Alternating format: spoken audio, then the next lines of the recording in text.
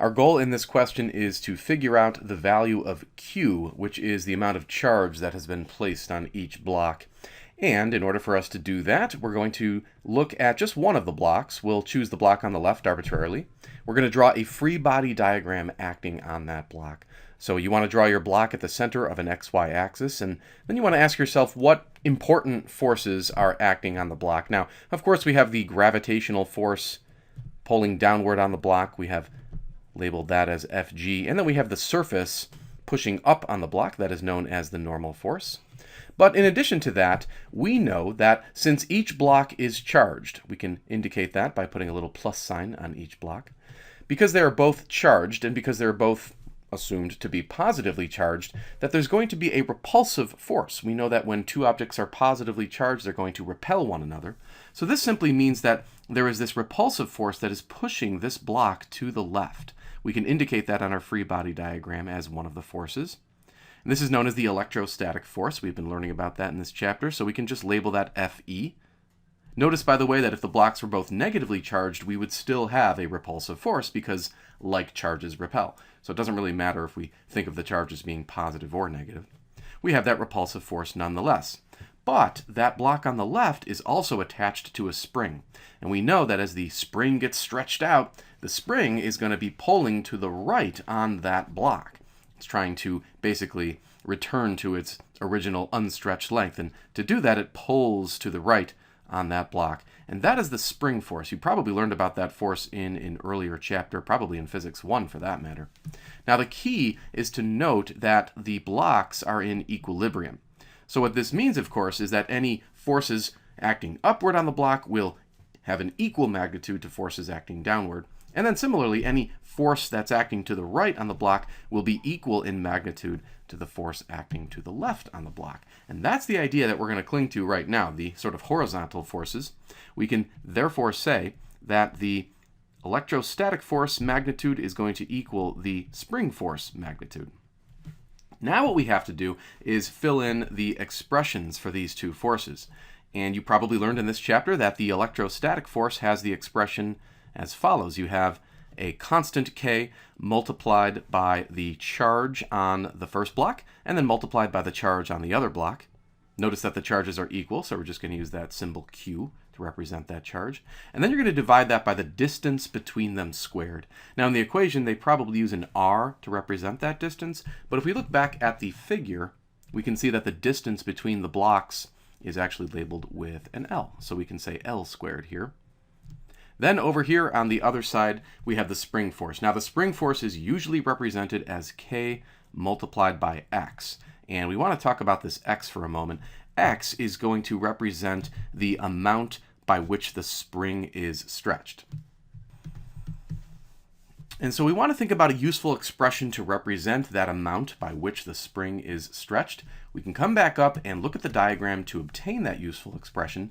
For instance, we know that the original length of the spring was represented as Li, and then the final length of the spring was represented as L. What we need is the amount by which that spring is stretched. So of course, to find that amount, we would simply subtract those two lengths. So in other words, for x in that equation below, we're going to represent that as L minus L initial.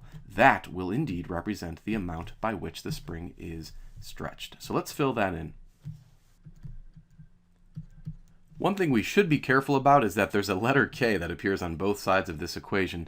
And so on the left side, this is a constant associated with the electrostatic force. We might want to label that K subscript E so that we don't confuse that with the other K on the right side. That is actually known as the spring constant, sometimes called the force constant. And if you look back at the question, that was given here. So just be careful there. There is a difference between the K sub E on the left side and the K on the right side.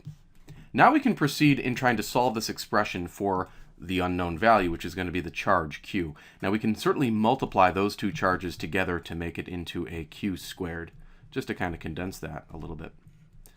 But then, in order to solve for Q, we would want to multiply both sides by L squared.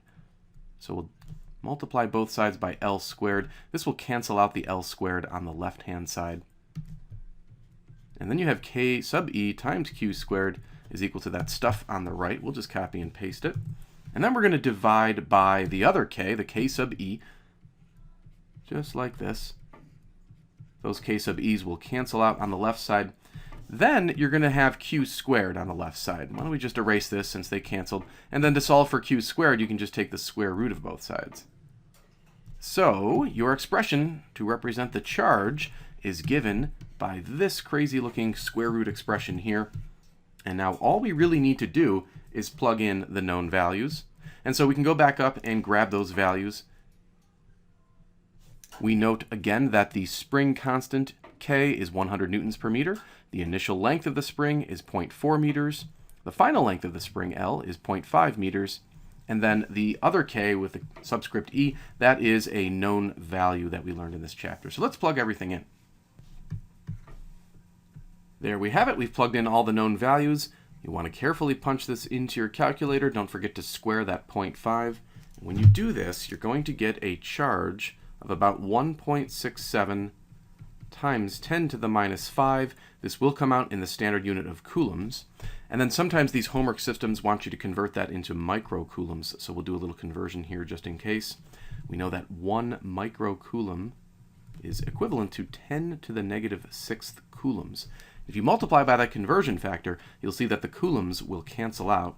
So you're basically dividing your answer by 10 to the negative 6. And when you do that, you're going to get a charge in microcoulombs of 16.7.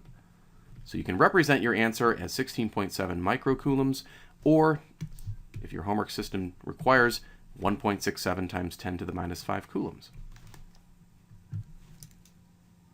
Thanks for taking the time to watch the video. If you're interested in making a small donation to my cause, I would greatly appreciate it. Of course, please don't feel obligated. Thank you for taking the time regardless.